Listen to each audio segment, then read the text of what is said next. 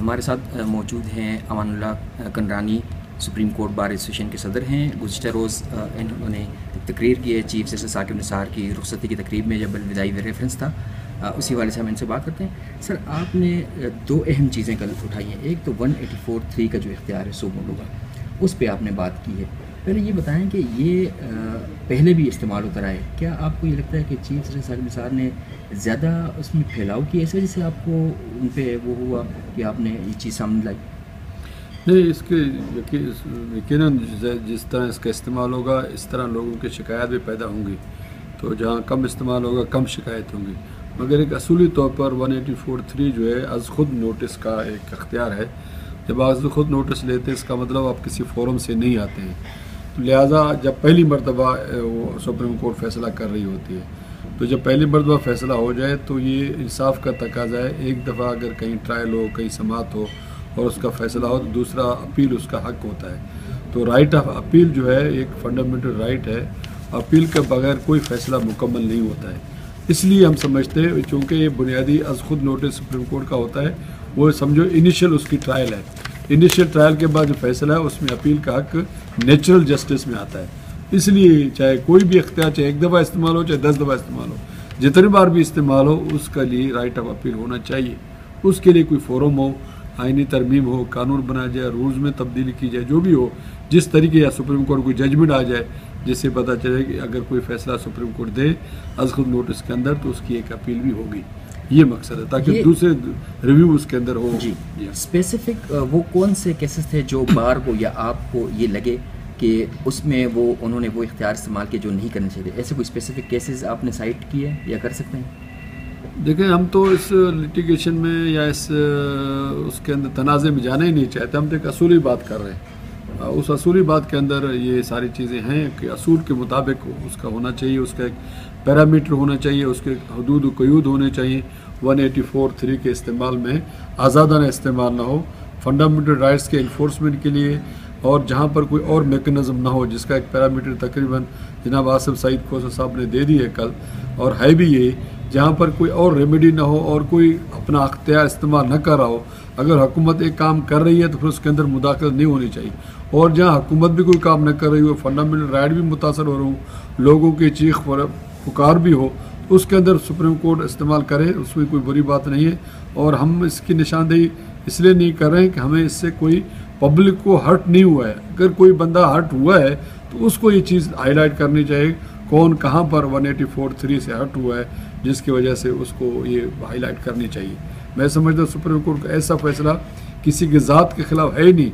Enforcement of fundamental rights का मतलब है लोगों के मुफाद में जो हक दिया है आइन ने, उस हक को दिलाने के लिए सुप्रीम कोर्ट ने मदद की है। सुप्रीम कोर्ट ने किसी के खिलाफ फैसला नहीं किया है, लोगों की मदद की है, हुकूमत की मदद की है। जो काम हुकूमत नहीं कर रही थी, वो सुप्रीम कोर्ट ने अपने इक़दाम के ज़रिए से लोगों की मुआवनत करके हुकूमत का काम आसान कर दिया है। तो इसके अंदर कोई ऐसा नहीं है कि भाई कोई खुदा न खास्ता कोई बहुत बड़ा ऐसा जुर्म हो गया है, ऐसी कोई बात नहीं है। अच्छा, एक जानिब आपने ये भी बात की है कि अदलिया और बार एक गाड़ी के दो पहिए हैं, लेकिन आपने यहाँ ये भी कहा है कि मुअज़्ज़ज़ जज साहिबान के लहजे में कुछ गुज़िश्ता अरसे से कुछ तुर्शी आई है और वो कभी कभार इस हद तक बढ़ जाती है कि दिलो दिमाग पर ग्रां गुजरती है। तो इस हवाले से आपने कुछ वकीलों के साथ वो बहुत ज़्यादा, या कुछ वकील उनकी बड़ी वहाँ पर उनकी हिमायत में बोलते हैं या उनकी तारीफ़ करते हैं, तो ये नहीं होना चाहिए। तो आप को कैसे ये फ़ील हुआ, कितने अर्से से ये हो रहा है? देखिए, बाज़ वकीलों के अंदर ये खामी है कि वो इस तरह बात करते हैं कोर्ट के सामने, जैसे कोर्ट से अपना एक फ्रेंडशिप बता रहे हों। तो कोर्ट अदालत जो होती है, अदालत इंसाफ के मुताबिक फ़ैसले करती है। वो किसी का न दोस्त है न किसी का दुश्मन है। ये तासुर हमें पुख्ता करना चाहिए, न कि हमें तासुर देना चाहिए कोई जज हमारा दोस्त है या रिश्तेदार है। अगर जहाँ पर किसी को लगे जज के साथ किसी की दोस्ती है, तो वो तो डीबार हो जाता है जज केस सुनने से। अगर कोई समझता है जज से मेरी दोस्ती है, तो कई लोगों ने जनाब साकिब निसार के सामने या हमारे सुप्रीम कोर्ट के सामने इसके इजहार की कोशिश की है, या कहीं पर मरूवत में हमारे जज साहिबान ने या किसी एक फ़र्द ने किसी के रिस्पेक्ट में कोई अच्छे कलमात कहे हैं, तो उससे जो दूसरे बैठने वाले वकला हैं, तो उनके अंदर ज़रूरी दिल बातों में उनके दिल में बात आती है कि शायद उसको ज़्यादा एक्स्ट्रा ऑर्डिनरी रिस्पेक्ट दिया जा रहा है, हमें हमें उससे महरूम किया जा रहा है। ये तासुर नहीं भरना चाहिए, क्योंकि कोड ऑफ कंडक्ट में लिखा हुआ है कि अगर किसी के साथ आप हंसते हैं, मुस्कुराते हैं, तो दूसरे फरीक के साथ भी उसी तरह हंसें और मुस्कुराएं। ये अगर पैरामीटर आप कायम रख सकते हैं तो ठीक है, वरना आप इस तरह वन वे जो है, किसी एक फरीक के साथ एक सलूक, दूसरे के साथ दूसरा सलूक, ये इम्तियाज़ी सलूक में आता है, जो इंसानी बुनियादी हकूक़ 25 आर्टिकल में दिए गए, उसकी खिलाफ वर्जी है। तो इसलिए हमने ये बात की है, सबके साथ यकसा सलूक किया जाए और दोस्ती और ताल्लुकदारी न जताई जाए, न वकील जताए, न कोई जज साहबान किसी ख़ास वकील से ख़ास मुरव्वत के साथ कोई पेश आ जाए। ये जो आपने इंसाफ के साथ पेश अपनी तकरीर में आपने जिक्र किया कि हालिया ज़माने में आपने कहा है, हालिया ज़माने में वकला और अदालत के दरमियान बेतकल्लफ जुमलों का तबादला साइलिन के अजहान को मुतासर करता है। तो ये हालिया ज़माना आपकी मुराद इससे चीफ जस्टिस साकिब निसार का अहद है, उनका दौर है?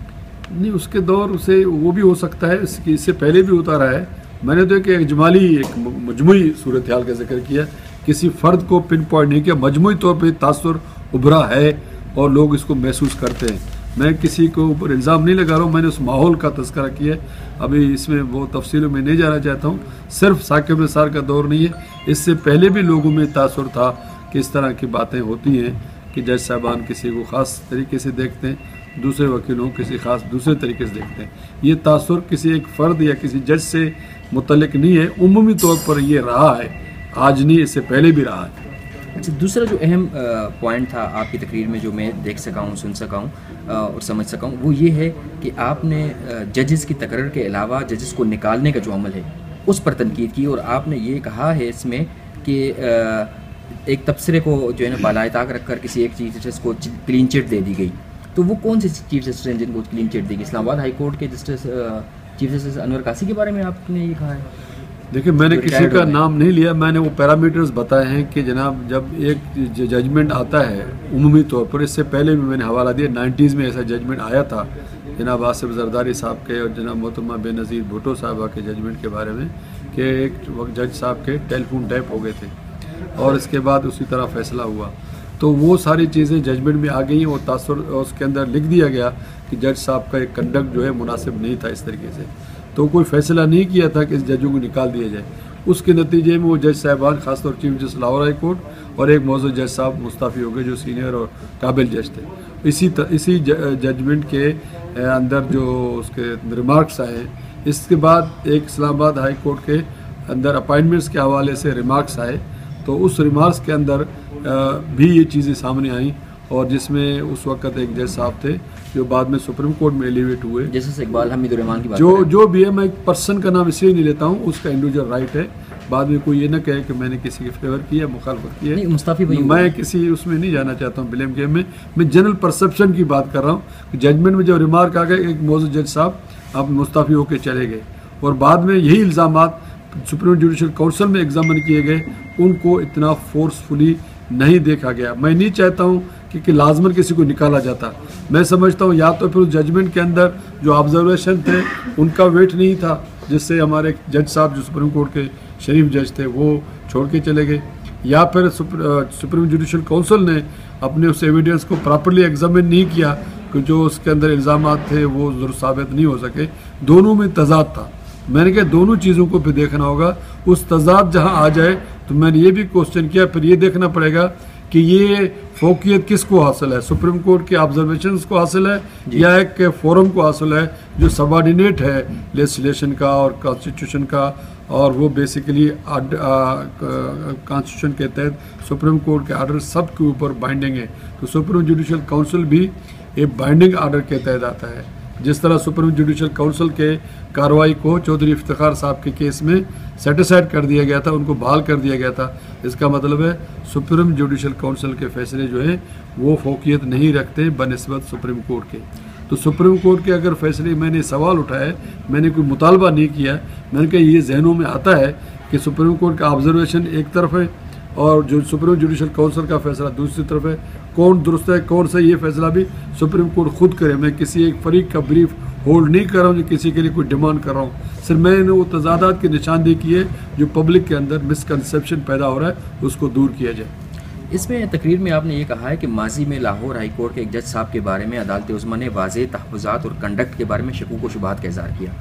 वो जज साहब ना सिर्फ अपने ओहदे पर विराजमान हैं बल्कि हमारे एक पाकिस्तान बार कौंसिल के ओहदेदार ने उसकी तारीफ़ और तौसीफ़ करके इसी फोरम पर अदालत उज़्मा के जज साहब को तबसरों से मुहतात होने की बात की। और उन्होंने ये एक और जज साहब लाहौर हाई कोर्ट के जज साहब की निशानदेही करते हुए उन्होंने कहा उनके खिलाफ कार्रवाई का मुतालबा किया। और आपने ये लिखा है और कहा भी है कि हैरत है कि बाद जुडिशल कौंसल यानी सुप्रीम जुडिशल कौंसिल ने उन्हीं ख्वाहिशात के मुताबिक सुप्रीम कोर्ट के जज के रिमार्क्स को सरफ नज़र करते हुए उसी लाहौर हाई कोर्ट के जज को इल्ज़ामात से मुबर्रा, जबकि जिस जज की निशानदेही पाकिस्तान बार कौंसिल के ओहदेदार ने की उसके खिलाफ कार्रवाई जारी है। तो ये जो है कहीं आपने कहा कहीं ये एक अमल एक तबके की ख्वाहिश की तकमील पर तो नहीं है, तो ये तबका कौन है?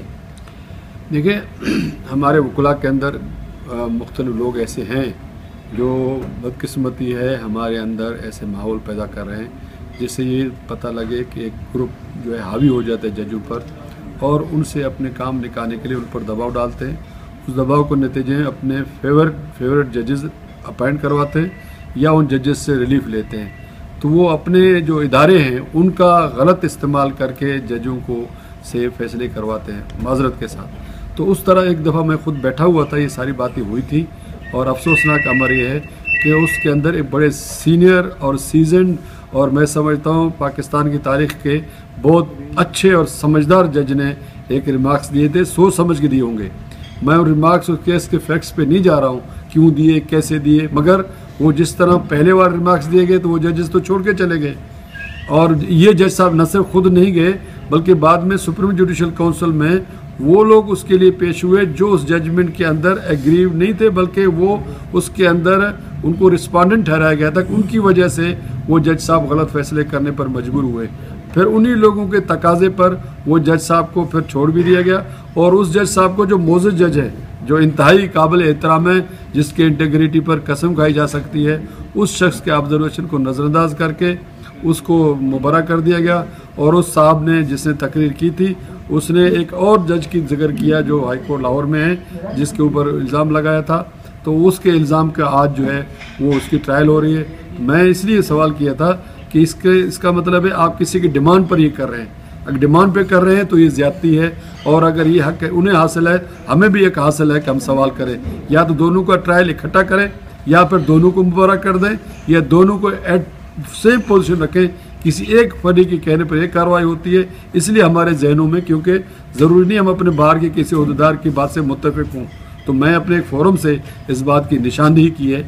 न मैं किसी जज के ख़िलाफ़ हूँ न किसी के हक़ में हूँ, मगर ये जो ख़राबियाँ हैं जो पैदा हो रही हैं उसकी मैंने निशानदेही की है। ये पाकिस्तान बार कौंसिल वकलाई की तंजीम है, आप लोगों को लाइसेंस जारी करती है, तो क्या इस फोरम पे आपने ये आवाज़ उठाई कि इस ओहदेदार ने ये बात क्यों की कोर्ट में जाके?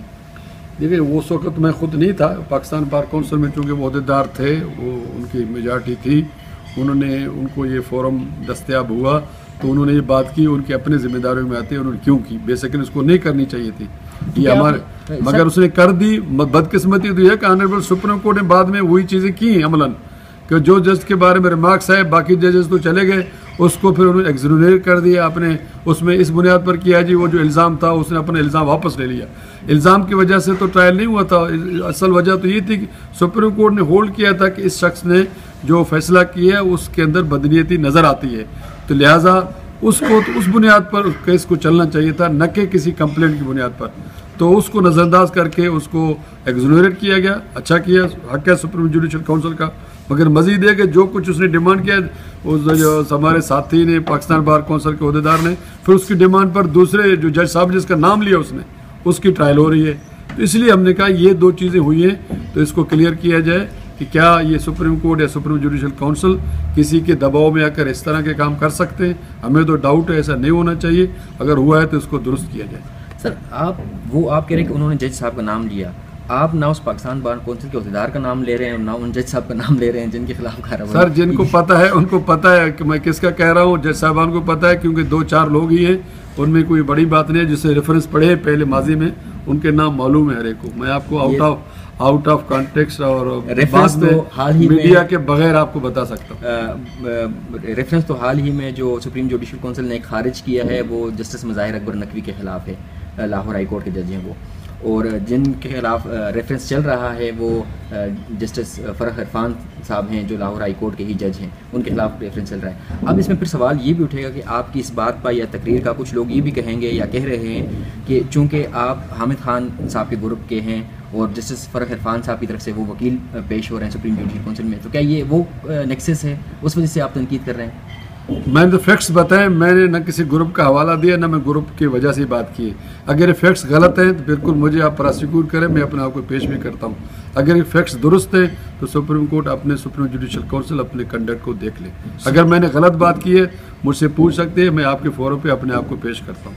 अगर फैक्ट्स गलत है, अगर फैक्ट्स दुरुस्त हैं तो वो अपने इस्लाह कर दें। मैं किसी का डिमांड नहीं कर रहा हूँ, न मैं हामिद खान की बात कर रहा हूँ न किसी और की बात कर रहा हूँ। मैं अपने में खुद इस चीज़ का आई विटनेस हूँ, मैंने खुद सुनी है ये बातें, इसलिए मैंने अपने तकरीर में जिक्र किया है। सुप्रीम जुडिशल काउंसिल में सर इस वक्त जस्टिस फ़रख इरफान के खिलाफ रेफरेंस अब ओपन कोर्ट में समाअत जारी जो उन्होंने दरख्वास्त की थी जो मानी गई है, तो उसमें कुछ साबिक जजेस ने भी अपने बयान हल्फी दिए हैं, तो क्या आप भी उनकी तरफ से बयान हल्फी को जमा कराएंगे कि वो हक पे हैं, सच पे हैं और दुरुस्त हैं? वो क्या आप भी वहाँ विटनेस के तौर पर जाएंगे? क्योंकि नहीं, मेरा काम नहीं है, ना मैं उसको इस हवाले से जानता हूँ, ना मेरा कोई उससे ताल्लुक़ है।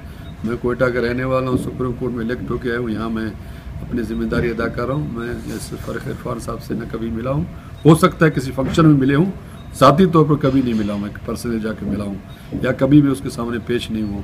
मेरा उनसे कोई ऐसा रिलेशन नहीं है। मैंने इंडिपेंडेंट बात की है, जो की है वो लिख के दी हुई है आपको। नहीं, आपने कहा कि फैक्ट्स का मालूम है आपको, उस केस के फैक्ट्स? नहीं, केस का फैक्ट्स नहीं कहा। अच्छा, मैंने ये फैक्ट मालूम है कि सुप्रीम कोर्ट के अंदर रेफरेंस पढ़ते हुए पाकिस्तान बार काउंसिल के ओहदेदार ने ये बातें की हैं और मैंने देखा बाद में सो उसी के मुताबिक जो उसने बातें की हैं वो पूरी हुई हैं। ये मैं कह रहा हूँ, मैंने फैक्ट्स मुझे मालूम नहीं है, ना फ़रख इरफान के मालूम है, बाकी दूसरे जज के साहब के बार फैक्ट्स चूंकि रिपोर्ट हुई है, जजमेंट, वो जजमेंट रिपोर्ट हुई है, उसके अंदर एक बेल एप्लीकेशन, बिल्कुल बेल एप्लीकेशन हमने पहले रिजेक्ट की थी और बाद में हमने वो ऑब्जर्वेशन बिल्कुल उसके अंदर पढ़ी है। जाती खोसा साहब जो अब चीफ जस्टिस बस आप जिसका ना मर्जी नाम लें, तो मैंने किसी का नाम नहीं लिया, आप खुद भी कह रहे हैं और हमें जजमेंट है, मैं नाम नहीं लेना चाहता हूँ, मैं नहीं चाहता हूँ मैं किसी फर्द किसी का नाम नहीं ले रहा हूँ। मैंने फैक्ट्स बता दिए, उसमें उसके टच स्टोन पे देख ले कौन पूरा उतरता है। जी, बहुत शुक्रिया कंडरानी साहब। अमानुल्लाह कंडरानी हमारे साथ मौजूद थे, सुप्रीम कोर्ट बार एसोसिएशन के सदर हैं। उनने गुफ्तगू की जो गुज़श्ता रोज़ उनने सुप्रीम कोर्ट में चीफ जस्टिस साकिब निसार जो साबिक चीफ जस्टिस बन चुके हैं, अब उनकी रुखसती की अलविदाई तकरीब से जब उन्होंने खिताब किया तो तब तकरीबन तमाम जजेस वहाँ मौजूद थे, उनके सामने ये तकरीर की और यही वो अहम नुकात हैं जो इस वक्त पाकिस्तान की जुडिशरी को लाहक जो बड़े मसाइल हैं उनमें से एक जजेस की तकर्री किया है और दूसरे जजेस को निकालने का है। ये दोनों तरीक़ाकार जो हैं ये तनकीद की जद में हैं, इसलिए अब देखना ये होगा कि चीफ जस्टिस आसिफ सईद खोसा अब वो सुप्रीम जुडिशल काउंसिल के भी चेयरमैन होंगे, वो इस फोरम को कैसे चलाएँगे।